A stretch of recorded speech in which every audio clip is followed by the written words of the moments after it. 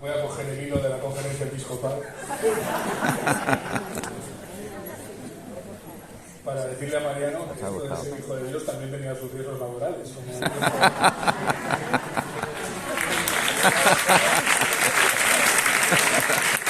todo caso es una buena iniciativa, porque no es ninguna tontería que se vea, ¿cómo se llama? Homilía. No es una encíclica, pero es una homilía para, al final, socializar un problema tan grave como es la salud laboral y los accidentes de trabajo, ¿no? Bueno, buenos días, buenas tardes ya casi a todas y a todos.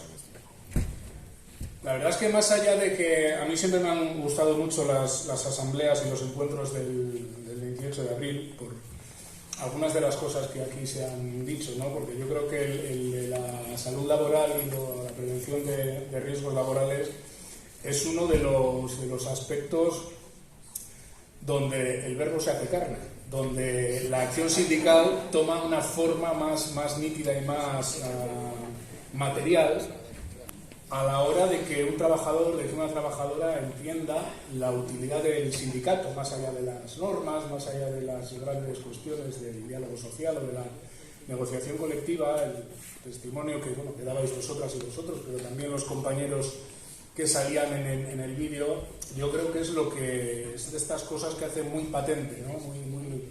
muy concreto la utilidad sindical, la utilidad de estar organizado, y algo que decía Mariano que yo creo que es muy importante, ¿no? Que hace el sindicalista referencia de la gente. Cuando sabes que si pasa algo en este terreno yo tengo que recurrir aquí, ¿no? a la organización. A mí esto me parece un tema muy trascendente, en un momento en el que yo creo que cada vez es más difícil hacer acción sindical. No es más duro que en otros periodos históricos. Se ha hecho una lamentable referencia, Paloma, al asesino que quieren presentar estos fascistas en Bilbao, supongo que en respuesta pataleando a la salida del fundador de Falange de un sitio que, con lo feo que es, lo único que había que hacer era llevárselo por delante. Lo digo así. Estimar a todo lo que esté allí y llevarse semejante bodrio al cajón de la historia. Me refiero no solo a la Falange, que también, sino a Colgamoros, al llamado hasta hace poco Valle de los Caídos, ¿no?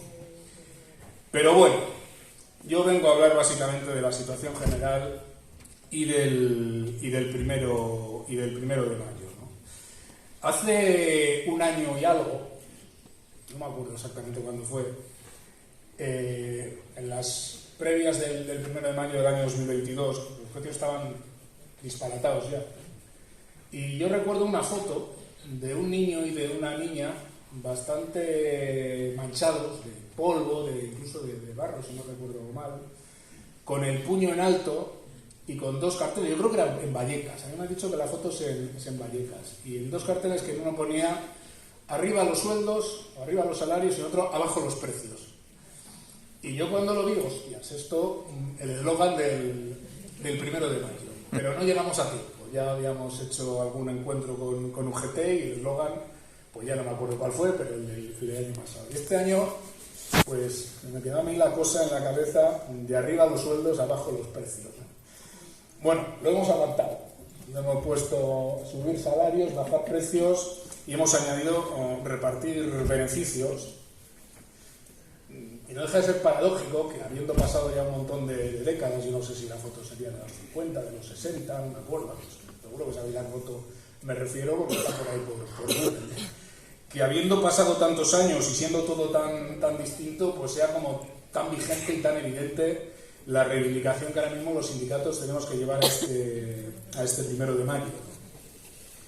Y este 1 de mayo tiene que tener, en mi opinión, dos vertientes complementarias. Una es la reivindicativa, evidentemente, y otra también es la de hacer cierto balance de lo que ha pasado en los últimos tiempos. Desde el sindicalismo, los sindicalistas, yo creo que en general los sindicalistas tendemos a hacer una cosa que es natural, ¿no? Es decir, en la medida en que más queremos elevar el tono con la reivindicación, hay que hacer una lectura más catastrófica de en qué situación estamos.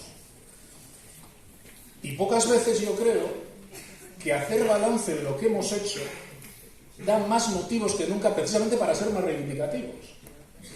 Porque trataré de explicar por qué creo que en este momento, que no es cualquier momento, que es un momento muy trascendente en la historia de este país, el hecho de haber demostrado con medidas que se han llevado a la práctica que los sindicatos teníamos bastante más razón de lo que se quería hacer ver y los resultados de las medidas que hemos podido adoptar, tiene que ser un acicate precisamente para seguir teniendo razón y para seguir defendiendo propuestas, como las que se recogen en este eslogan, que no solo responden a cuestiones de justicia social, que no solo responden a cuestiones de equidad social, sino que responde a las necesidades de interés general que tiene España en este momento e incluso a las necesidades de eficacia económica que tiene este país por delante en este momento.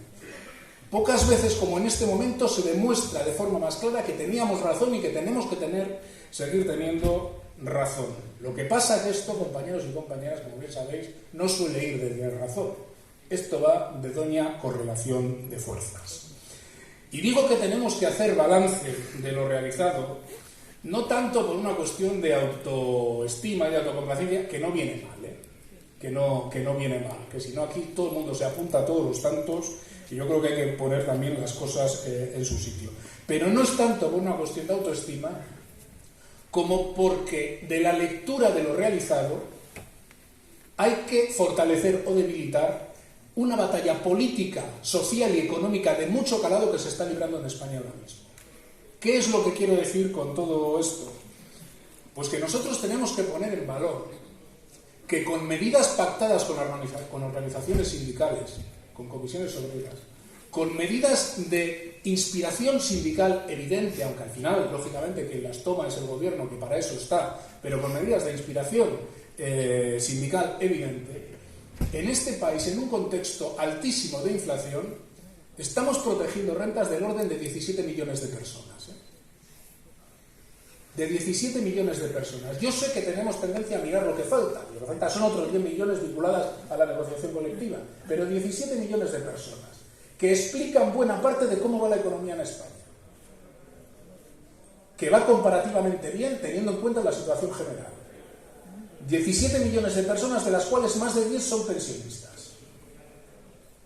Y es muy importante que no perdamos en ningún momento la conciencia y la consciencia de lo que supone que en un año como el 2022, con una inflación media del 8,4%, con un momento como el actual, donde todavía la inflación interanual está en términos de 4,1%, como hemos conocido esta mañana, que casi 11 millones, 10 millones y pico de personas hayan visto revalorizadas sus ingresos, sus pensiones, en un 8,5%, cuando si no se llegan a adoptar las medidas en pensiones que hemos pactado, hubieran visto sus pensiones revalorizadas en un 0,25%. No perdamos conciencia de esto, que la mitad de las pensiones en España casi son pensiones mileuristas, y de ahí para abajo. Una revalorización del 0,25% hubiera supuesto a millones de personas en este país no poder asumir, gastos básicos de la compra. Apenas lo pueden hacer con la revalorización del 8,5%, aunque no os digo qué hubiera pasado en el otro caso. Pero es que hay 3 millones de empleados públicos en este país y empleadas públicas que es verdad que no hemos acordado un mantenimiento estricto del poder adquisitivo, pero que han tenido una subida salarial en 3 años de hasta el 9,5%, se ha consolidado, en Madrid, hasta ahora las jornadas de 35 horas y que de alguna manera tienen un escenario previsible de mantenimiento de ingresos en el próximo tiempo. Se han revalorizado los salarios mínimos interprofesionales. Otra vez lo de la botella medio llena, medio vacía. Claro, ganar 1.080 euros en 14 pagas, claro, pues da para lo que da. No es para lanzar jotas. El sindicato aspira a que nadie cobre el salario mínimo interprofesional, sino que todo el mundo tenga un salario de convenio colectivo que esté por encima del salario mínimo interprofesional. Bueno, pues no será para echar jotas, pero es 2,5 millones de personas cuyo salario se ha visto revalorizado y que hace apenas 5 años cobrarían un 47% menos de esos 1.080 euros por 14 pagas. Bueno, vamos sumando, ¿no? Y cuando se dice que hay un proceso de devaluación salarial en España, esto es absolutamente cierto. Pero es un proceso de devaluación salarial que tenemos que analizar bajando un poco a lo concreto. También para que entiendan los compañeros y las compañeras en el centro de trabajo y en la sociedad de qué va esta película. Si miramos los datos de las personas con el convenio colectivo renovado y vigente en el año 2022, hay un 30% de esas personas, 2.700.000 y pico personas, cuyo salario ha subido de media en torno al 5%. Yo ya sé que no es el 6% de la inflación interanual, y mucho menos el 8,4% de la inflación media del año 2022, pero bueno, es un 5%, un 30% de las personas. Si empezamos a sumar, son prácticamente 17, 18 millones de personas donde la acción pública y la acción sindical de comisiones obreras ha conseguido resultados, yo creo que más que relevantes en un contexto de inflación tan alta. No perdamos de vista esto, por lo que trataré de explicar también después. ¿Qué es lo que queda? Pues la batalla en la que estamos inmersos. La batalla de la negociación colectiva. El gran reto ahora mismo, compañeros y compañeras, son los 1.200 y pico convenios que tenemos que negociar en el año 2023 y donde tenemos que pegar un arreón como sea para conseguir mejoras salariales. Y tenemos que hacer un llamamiento nítido a las organizaciones empresariales. O se resuelve el acuerdo por el empleo y la negociación colectiva con subidas salariales relevantes para estos años, o tenemos que tirar adelante un conflicto que tiene que ser un conflicto con músculo. Queremos dar una última oportunidad a la negociación de la ANC porque os digo una cosa, esto no se puede estirar como un chicle. Lo que no se haga este mes que entra, o lo que no se haga antes de verano, no va a salir después. No podemos alargar sin medie la negociación de ese acuerdo estatal por la negociación colectiva, y si no hay un acuerdo hay que ir a la batalla en los convenios colectivos. Yo ya sé que esto es complicado, pero no queda otra. Y si esto fuera así, en otoño tenemos que convocar una gran movilización intersectorial que tome la forma que tenga que tomar. Y las organizaciones empresariales sabrán dónde se meten.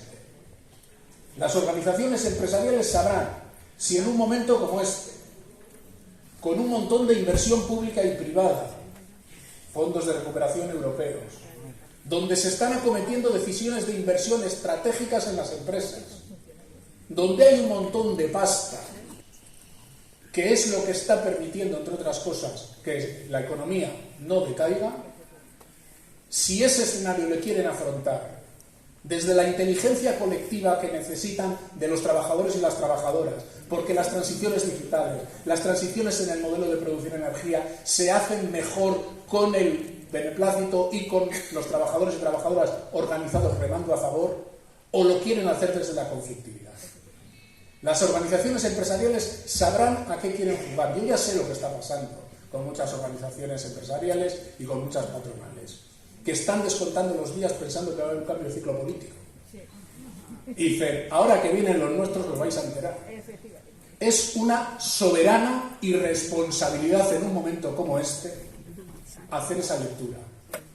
Y ojo como salga mal. Porque esa lectura hicieron con el SMI. No se atreverán. 8. Esa lectura hicieron con las pensiones. No se atreverán. 8,5. Cotizaciones sociales. Destope de bases máximas. Es muy importante que aprendan cuando hace falta aprender con el látigo. Que como te pongas de perfil jugando a hacer política, te vamos a arrear.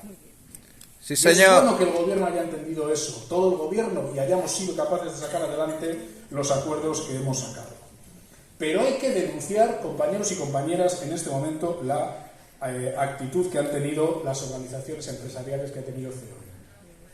Porque COE se ha venido arriba en este país. En la primera parte de la legislatura llegamos a un montón de acuerdos, se les vio poco menos que como hombres de Estado, Los ERTEs, el teletrabajo, muchos acuerdos muy importantes y que yo no les quitaré ni un ápice de valor.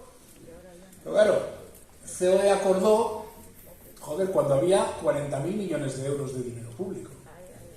Claro, los que ahora dicen que hay que bajar los impuestos, acordaron cuando los recursos públicos, a través de los ERTE, salvaron a 500.000 de empresas y a 3,5 millones de puestos de trabajo. Claro, hombre, está bien que acuerden, pero hay que ser corresponsables igual, ¿eh?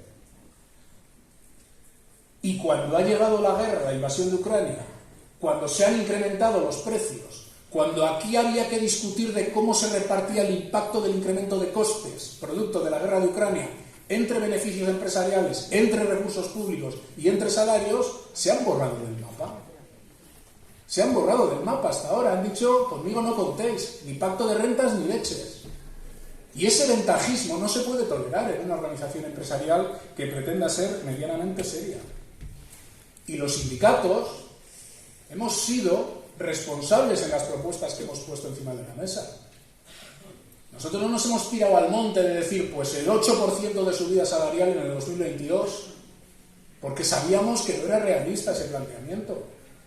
Hemos hecho planteamientos de subidas salariales en torno al 4, al 5, al 3% para estos años, y eso sí, hemos dicho que habilitemos una cláusula de revisión salarial.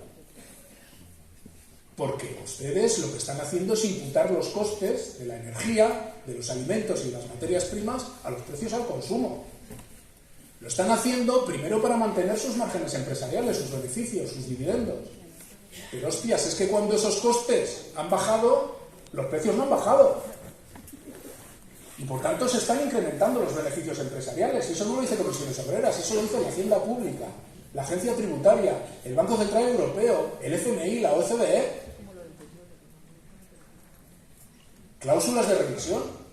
Y nos decían, esto de la cláusula de revisión es muy peligroso, porque puede tener un efecto de inflación de segunda ronda, porque claro, se incrementan los costes laborales, luego esto se imputa a precios y es la pescadilla que se muerde la cola. Y les dijimos, bueno, pues que no esté vinculada solo la cláusula de revisión a precios, vamos a vincularla a la marcha de la economía. ¿A cómo va la realidad de cada sector, de cada empresa? Ahora bien, vamos a tener un dato que diga efectivamente cómo va cada sector donde negociamos un convenio colectivo. Y le dijimos, ¿por qué no le pedimos al Estado que con los datos que tiene la Seguridad Social y la Hacienda Pública nos dé un indicador de cómo marchan los beneficios empresariales en cada convenio colectivo? Porque, compañeros, esto es que se puede hacer hoy en día.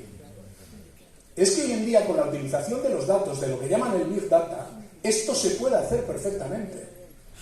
Hoy cada empresa tiene un boletín de cotización, como ha tenido siempre, donde aparece un código que vincula a esa empresa a un convenio colectivo. Y hoy en día, con la utilización de esos datos, podemos saber exactamente cuál es la marcha económica de todas las empresas que caen, por ejemplo, del convenio del metal de Madrid, o de la ayuda domiciliaria, o de la hostelería. Se puede saber. Y decimos, vinculemos una parte de la cláusula de revisión salarial a cómo marcha la empresa, porque bueno, habrá sectores que tiren más, otros que tiren menos. Nosotros sabemos de qué va esto cuando negociamos. ¿Y qué han dicho? Ni pa' Dios, intervencionismo, bolcheviques. No, vosotros lo que sois unos caras. Vosotros queréis, vuelvo a la iglesia, hacer como los viejos clérigos.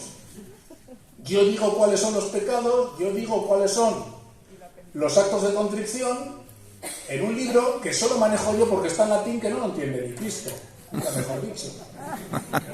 No, nosotros estamos dispuestos, pero con la información todo es la misma. Porque tú lo que quieres hacer es ligar los salarios a los lloros que me llevas a la mesa de negociación. ¿Y qué han dicho? Que no. Que no. Pero es que la cosa todavía es más gorda. Porque aquí lo que está pasando, compañeros y compañeras, es que no todas las empresas se están cerrando igual. Claro, ya saben de nosotros. Lo que explicaba antes, creo que era Mariano, sobre cómo las empresas externalizan los costes de la prevención y los accidentes a las cadenas de subcontratación, pasa exactamente igual, lo mismo con la determinación de precios y de costes. Claro que hay muchas pymes, micropymes y sectores como el agrario y otros que sufren los precios, porque son las grandes empresas, son los grandes poderes económicos los que tienen la posibilidad de mantener o de determinar el precio. Esto no va de yo compro al mejor postor, no, yo compro a este precio y si no quieres, te quedas fuera y desapareces. Lo que estamos planteando, comisiones obreras y UGT, sobre conocer los excedentes de las empresas, los beneficios empresariales, cómo se distribuyen en las cadenas de valor esos beneficios y esos excedentes, lo tenía que estar defendiendo todos los días las asociaciones de autónomos y los responsables empresariales de las pymes, pero no lo hacen, porque responden a otros intereses. De los autónomos algunos sí, la que tiene la asociación con nosotros, UATAE y alguna más, pero las que dependen de COE no lo hacen. Porque esto, compañeros y compañeras, va de apropiarse del incremento de beneficios que están teniendo las grandes empresas y cómo distribuyen todo esto. Por tanto, esa batalla es la que tenemos que dar. Y esa batalla se dirime en el ámbito de la negociación colectiva y de la negociación de los convenios colectivos.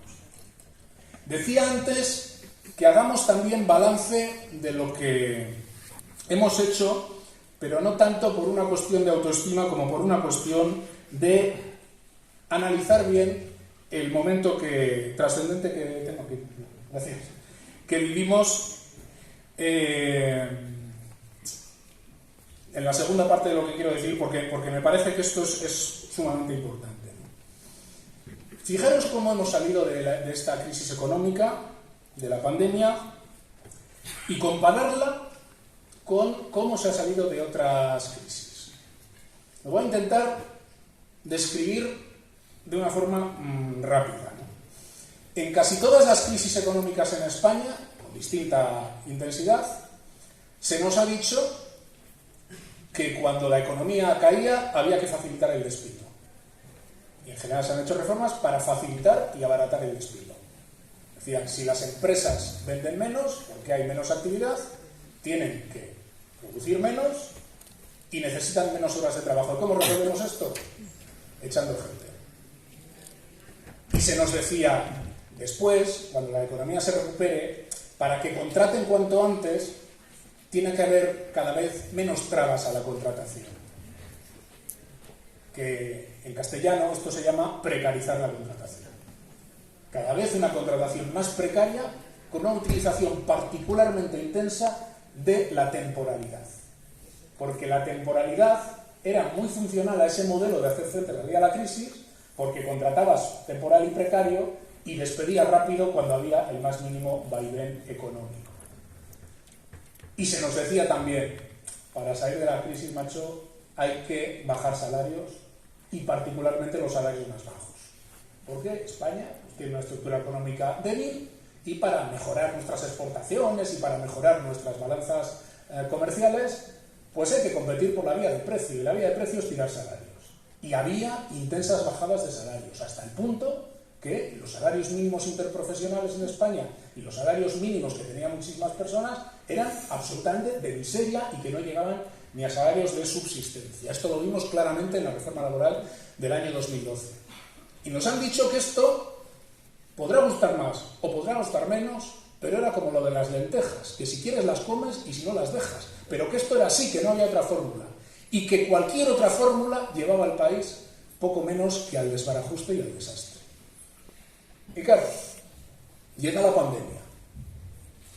Y mediante medidas de acuerdos que hemos sido capaces de sacar adelante con el gobierno y algunos con las organizaciones empresariales, pues claro, este país ha hecho lo contrario. Es verdad que no se ha tocado el despido, pero es verdad que ha habido un proceso de intervención en el mercado laboral inmenso con los ERTEs. En lugar de facilitar los despidos, se ha priorizado mantener el empleo mediante la reducción o la suspensión del trabajo, con una enorme intervención o concurrencia de recursos públicos, insisto, contando las prestaciones de autónomos incluso 40.000 millones de euros, que se dice rápido. Y hemos cogido la contratación y hemos hecho una reforma laboral que ha reducido en varios puntos la temporalidad. Hemos dejado de ser el país con mayor temporalidad de Europa y se ha multiplicado por 5, por 4 y pico, el porcentaje de contratos indefinidos que se hace cada mes en España. Y se ha subido, como ya he dicho antes, un 47% el salario mínimo interprofesional, provocando un efecto arrastre en las categorías más bajas de los convenios colectivos, reduciendo la brecha de género y reduciendo las tasas de desigualdad hasta el impacto de la inflación. Es decir, hemos hecho propuestas de inspiración sindical y hemos hecho propuestas que están en la antítesis de lo que nos decían que era lo único que se podía hacer.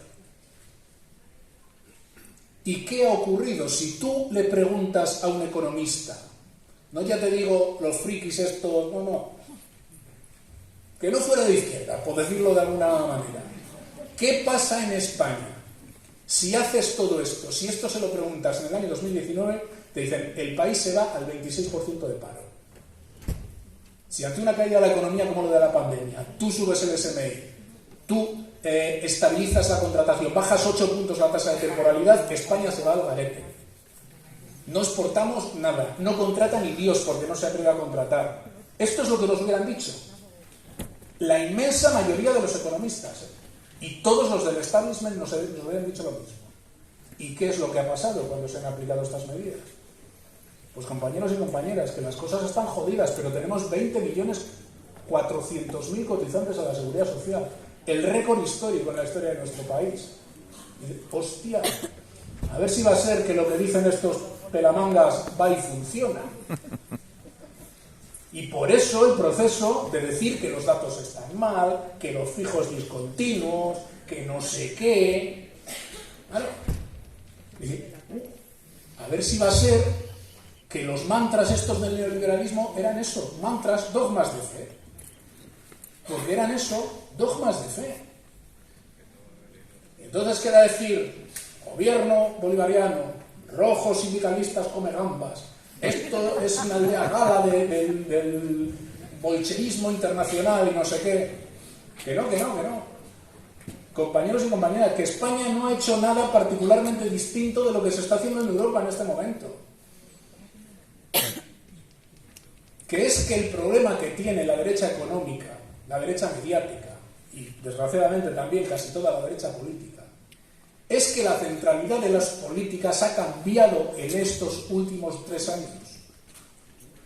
No porque se hayan vuelto socialistas o keynesianos los que hace 10 años estuvieron a punto de sacar a Grecia del euro si no cumplía con las medidas que se les imponían de empobrecimiento del país. No se han caído como Santiago, como Pablo de Tarso, camino de Damasco, antes de convertirse en San Pablo. No se han convertido. Estamos católicos ahí. Es que no quedaba otra. Es que la alternativa era que Europa saltaba por los aires. Es que la alternativa se llamaba Brexit, se llamaba Orbán, y se sigue llamando. Se llamaba nacionalismo, se llamaba la ruptura de la Unión Europea. Por eso ha cambiado la centralidad de Europa. Y por eso el neoliberalismo español, y no digo ya madrileño, está que fuman pipa con esta situación. Porque lo que hemos hecho es muy parecido a lo que se ha hecho en otros países. Y lo que se hace en las crisis, por ejemplo, históricamente en Alemania. Y ese es el gran cambio que se está produciendo, ese es el gran cambio que tenemos que reivindicar. Está habiendo un cambio importante. Por eso, decía Paloma algo que puede parecer que es menor, y yo creo que es muy importante. Porque se está queriendo dar un mensaje cenizo, negro sobre España, sobre en general el mundo, ¿no? Hay que mantener una actitud vital, de vitalidad, de alegría. Porque aunque parezca mentira con el ruido que hay en España, los vientos y las corrientes de fondo de la historia en este momento favorecen más a los planteamientos del mundo del trabajo que lo que le favorecían hace 10-12 años, donde parecía que la austeridad se lo había comido todo y que el neoliberalismo no tenía ningún tipo de alternativa. Hoy en día, No hay más que comparar cómo se ha afrontado la crisis en Europa respecto a la anterior. Hace 10-12 años se estaba atornillando a los países del sur de Europa, a los países sobreendeudados, a Grecia ya he hecho referencia, pero a España, a Italia, a Portugal, incluso a Francia en un determinado momento. Ahora, desde hace 2 años y pico, se ha puesto en pie un fondo de recuperación que se ha llamado Next Generation y que ha dado pie a esto de los fondos de transformación, resiliencia y no sé qué más, para promover 2 cambios muy importantes: la modernización de la economía en Europa y en España a través de la digitalización y a través de la transición energético-ecológica. Esto de la transición energético-ecológica hasta hace 1 año y 4 meses sonaba a, bueno, ya veremos, déjate de leches. Cuando hemos visto lo que ha ocurrido en Ucrania y cuando hemos visto que en este mundo se puede cortar el grifo del gas o del petróleo, este tipo de cosas, a todo el mundo le ha entrado la prisa por decir, más nos vale tener energías alternativas o nos vamos a meter en un lío muy gordo a poco que se compliquen las cosas. Y estamos en un momento en el que hay que abordar estas transiciones. Pero estas transiciones no se pueden cargar a la espalda de la gente trabajadora. Estas transiciones, compañeros y compañeras, hay que gobernarlas. Y fijaros si ha habido cambios, que si hace 4 años tú hablas de políticas industriales, tú hablas de políticas sectoriales, tú hablas que la transformación de un sector se tiene que hacer con la irrupción, con la presencia del sector público, o no se hace, te vuelven a llamar de todo. Pues hoy en día, o hay una intervención desde el Estado para favorecer esa digitalización inclusiva, tiene que ser inclusiva, y ahí el papel nuestro es determinante, o para transformar cómo se nutre la economía de energías nuevas, o esto se bloquea. Es un cambio tan grande el que está habiendo que supone rehacer el modelo del Estado en la intervención en la economía. Y tenemos que hacer que también los trabajadores y las trabajadoras sean partícipes de ese proceso de transición. Porque cuando se habla de la digitalización, yo ya sé que esto a veces suena a chino, a sectores súper tecnologizados, a no sé qué, a laboratorios, que no. Que la transición digital está aquí ya, y no solo de la economía, es de la vida. Estamos aquí y la mitad del rato pues estamos con un dispositivo que hace unos años ha sido estaríais pensando a ver si acaba este tío y nos vamos a tomar algo, pero no estaríais pensando mientras a la vez veis el Telegram o WhatsApp o Twitter o lo que estemos viendo, ¿no? Y esto es muy relevante, el papel de lo público, el papel de lo común en este nuevo paradigma. Y aquí hay quien se ha quedado colgado de la brocha. Aunque ganen las elecciones en Madrid, aquí hay quien se ha quedado colgado de la brocha. Porque había un modelo que aspiraba al Estado mínimo. Y para aspirar al Estado mínimo, necesitaban que los servicios públicos no funcionaran. Bueno, y se han puesto en servicio de bicicletas eléctricas y funciona. ¿Y dónde están las bicis del Bicimar? ¿Son tontos? ¿Son estúpidos? No. Lo han explicado los compañeros. Hay un evidente intento de deterioro de la función protectora de los servicios públicos. Porque en el momento que se deterioran los servicios públicos, pierden legitimidad respecto a la ciudadanía. Y una vez que han perdido legitimidad respecto a la ciudadanía, es mucho más fácil transferirlo a manos privadas. Para darle negocio a amigos, familiares y saludados en mercados cautivos y nutriéndoles de recursos públicos, los liberales, y nutriéndoles y forrándose de recursos públicos. Y esa es la pugna también que está en el fondo de las pugnas en la sociedad española y en la propia clase empresarial española. Yo ya sé que es más fácil forrarse a duros con las comisiones de las mascarillas que desplegando una industria para, pues yo qué sé, hacer palas de los molinos que van a apropiarse del viento para transformar la energía. Ya sé que es más fácil tener un Paldragas que cobra una comisión a veces legal, que desarrollar un modelo de país con empleos de calidad, con industria, con inversión a largo plazo, con retornos a largo plazo. Claro que es más difícil, pero es que ese es el país que está en juego. Ese es el país que está en juego. Y España tiene una oportunidad que no la ha tenido, bueno, no me voy a atrever a decir nunca, bueno, porque no soy historiador y luego porque igual me paso de frenada, pero que no ha tenido demasiadas veces, de que en un cambio tan importante como el que se está dando en el mundo, no nos pille en la puñetera periferia como nos ha pillado siempre.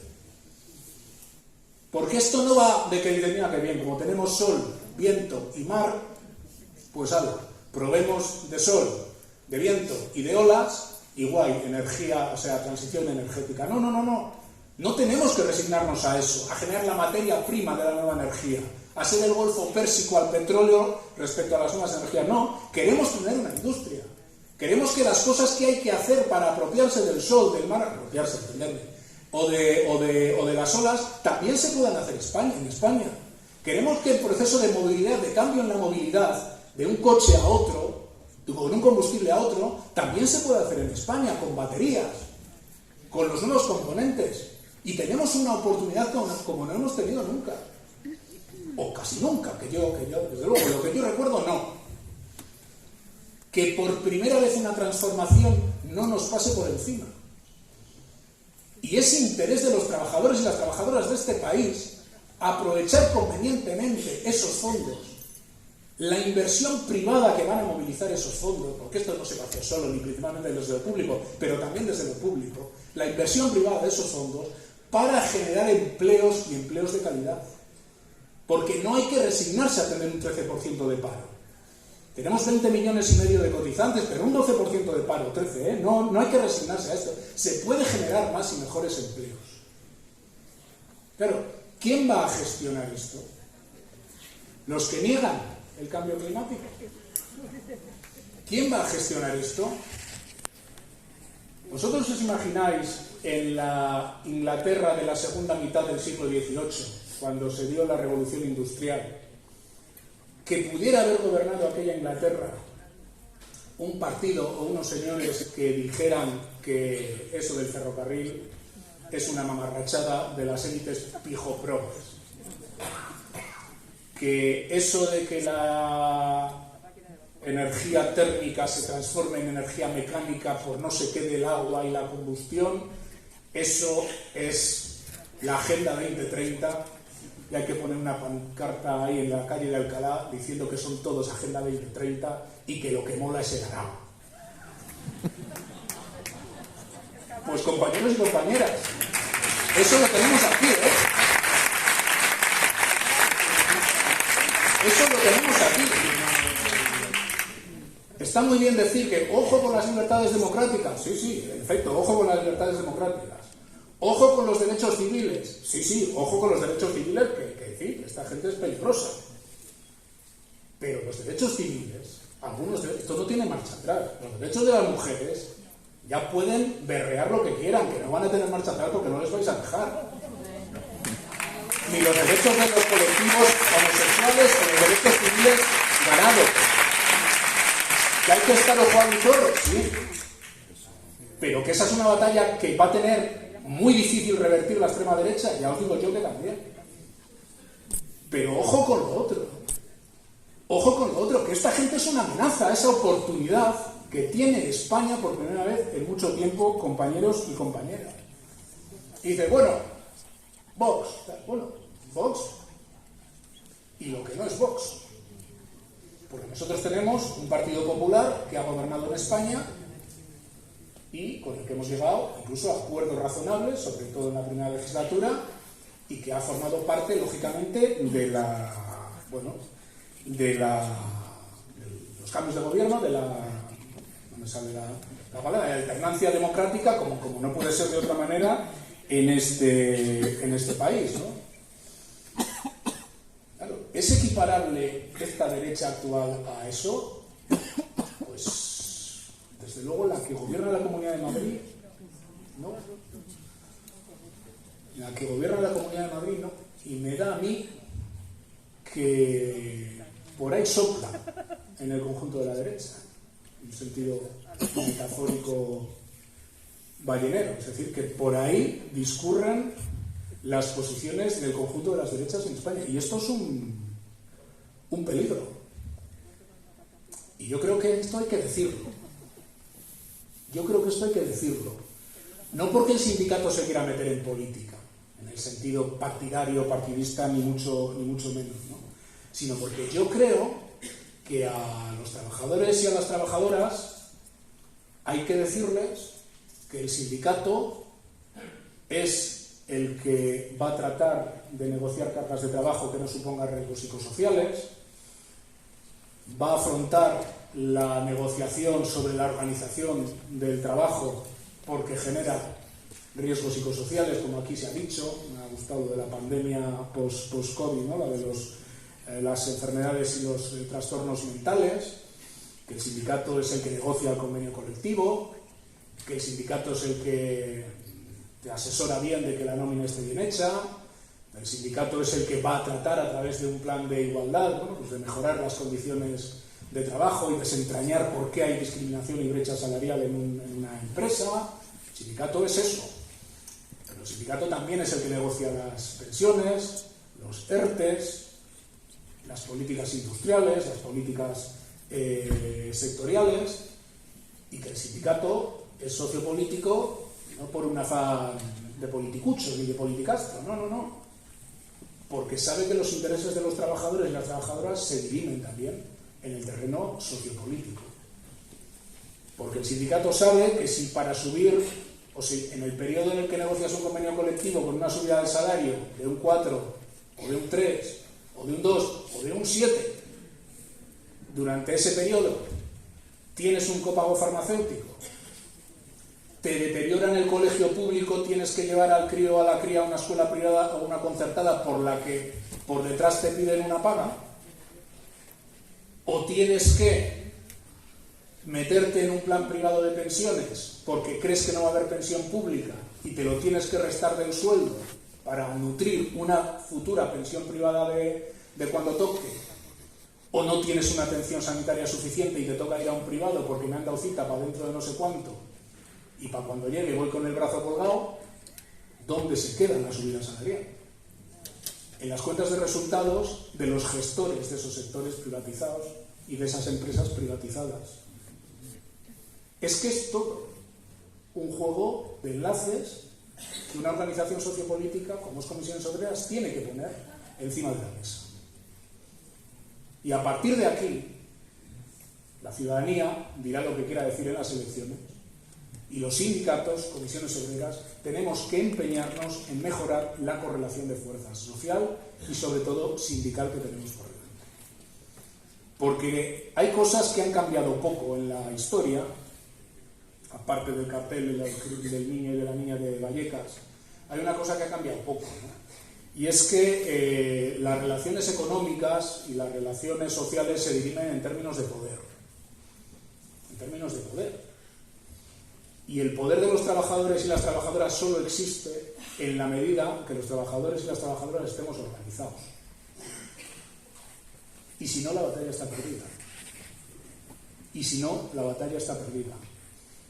Y esto, por suerte o desgracia, no va de discursos. Esto va de correlación de fuerzas. Y la correlación de fuerzas, cuando se forma parte de una organización de trabajadores, se dirime en la afiliación, en las elecciones sindicales y el poder sindical que somos capaces de generar a través de la afiliación y de la representación que nos otorga las elecciones sindicales. Y es por eso, por lo que esas cuestiones de carácter más interno, más organizativo, van tan ligadas de forma permanente a los debates más generales de carácter más económico o más social. Y en este momento lo que nos toca es combinar todas estas facetas, todas estas complejidades que son, para poner la cara por delante y para seguir trabajando. Pero compañeros y compañeras, y con esto ya sí que termino, quería terminar volviéndome a referir a algo que he mencionado antes, ¿no? Que el ruido no nos evite ver las corrientes de fondo de por dónde va el mundo. No estamos en la peor situación que podríamos estar ni remotamente. Los cambios que está habiendo en el mundo, los cambios geopolíticos, los cambios geoestratégicos, están replanteando incluso cómo se sitúan las industrias y las empresas en el mundo. Nadie en su sano juicio, o que no tenga intereses perversos, en este momento piensa que a la economía hay que dejarla, a los agentes económicos, a las empresas, a su bola, sin una fuerte intervención del Estado, del poder público. Nadie en su sano juicio piensa que las transformaciones que tiene por delante España y el mundo se puedan hacer contra las mayorías sociales o contra los trabajadores y las trabajadoras. Y la organización de los trabajadores y las trabajadoras se llama sindicato. Y no van a poder hacer las transiciones sin contar con los trabajadores y las trabajadoras, porque entonces se bloquearán, como ya se ha demostrado también en otras fases de la historia. No tenemos la corriente en contra, aunque pueda parecer paradójico lo que digo. Y el ruido precisamente pretende mezclarlo todo, como la tinta del calamar pretende generar niebla. Y el sindicato también tiene que estar para arrojar luz sobre esa niebla. Por tanto, es un momento de tener los ánimos fuertes. Ningún voluntarismo, ningún optimismo desaforado, ni optimismo no bien sustentado, porque sería una estupidez por mi parte venir a decir todo va a salir bien y ala pa'lante, que somos los mejores. No, las cosas están muy jodidas, porque hay muchos intereses en juego. Pero estamos en una disposición buena para afrontar, como digo, los retos que tiene la clase trabajadora de este país. Y lo que hemos hecho, siendo una parte solo de lo que hay que hacer, es la prueba de que teníamos bastante más razón de lo que se quería hacer ver. De que las propuestas sindicales no solo son viables, sino que son más útiles, más eficaces y más justas. Y que esto forma parte, y esa es la clave, de un nuevo consenso que hay que fortalecer, de un nuevo sentido común que hay que fortalecer. Ayer, hace, no sé si fueron 83 años, que moría un pensador al que metieron en la cárcel, y creo que el fiscal que le metió en la cárcel, que pidió la pena, dijo algo así como: hay que impedir que esta cabeza piense durante 20 años. Cuando aquella cabeza lo que había que hacer, decía entre otras muchas cosas, lo que había que hacer era cambiar el sentido común de las sociedades, ¿no? Y que si un trabajador y una trabajadora ve por los ojos o interpreta la vida con la lógica del empresario y de la empresaria, de quien ejerce el poder, la batalla la tiene bastante perdida. Si vemos cómo hay que abordar la vivienda desde los intereses de quien aspira a que la vivienda sea un bien especulativo en vez de un derecho de habitabilidad, hemos empezado a perder la batalla. Si las personas creen que un sistema sanitario fundamentalmente tiene que intentar que los que están peor que yo los aparta a un sistema público para yo tener una renta de poderme ir a un sistema privado, hemos empezado a perder la batalla. En cambio, si la gente ve que lo común nos fortalece, que lo público, que lo colectivo nos fortalece, que las cosas que nos venían diciendo no eran ciertas, que mejorar los salarios puede mejorar la economía, que mejorar la organización de los trabajadores puede mejorar la economía, ahí sí vamos dando batallas. La persona a la que le querían tapar la cabeza se llamó Antonio Gramsci. No hizo falta que lo tuvieran 20 años en la cárcel, porque a los 10 murió después de que le encerraran, ¿no? Pero en todo caso, pues es otra secuela histórica que conviene tener en la cabeza. Nada más, compañeros y compañeras, el 1 de mayo, todas y todos a la calle. Vamos a hacer un esfuerzo por llegar a un consenso, a un acuerdo con las organizaciones empresariales. Si no lo hubiera, tendríamos que preparar una movilización contundente, porque lo que no puede ser es que esta crisis, después de demostrar lo que hemos demostrado, esta crisis de precios recaiga en exclusiva en las espaldas de la clase trabajadora de este país. ¡Vivan los trabajadores! ¡Vivan las trabajadoras! ¡Vivan las condiciones económicas!